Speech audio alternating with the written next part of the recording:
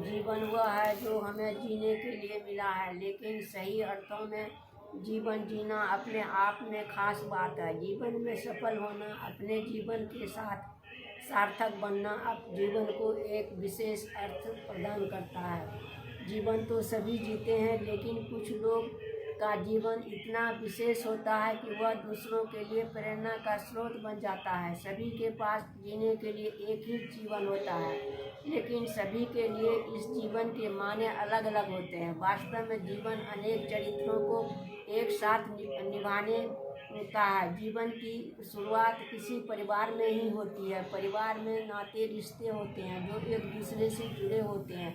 रिश्तों को समझते हुए उन्हें निभाते हुए नए रिश्तों से जुड़े हुए ही व्यक्ति का पारिवारिक जीवन दायरा विकसित होता है।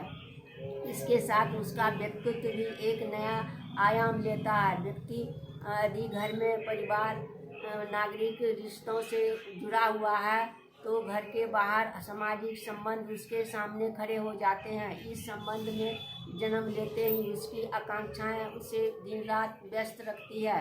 मनुष्य के जीवन का सबसे बड़ा भाग उसकी जीने वाली आकांक्षाओं के पूर्ति में ही व्यय हो जाता है और फिर उसे लगता है कि यही उसका जीवन है। संबंधों का मोह उसे भ्रम के संसार में ले जाता है। वह दूसरों की इच्छाओं की पूर्ति के लिए सदा यत्नशील रहता है। उसे अपने तन के भी भीतर का स्व दिखाई नहीं देता।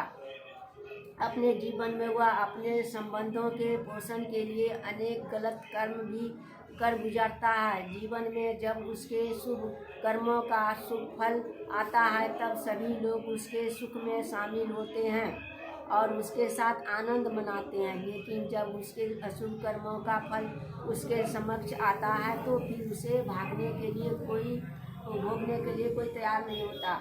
उसे अकेले ही भोगना पड़ता है। मनुष्य जीवन परम अनमोल है।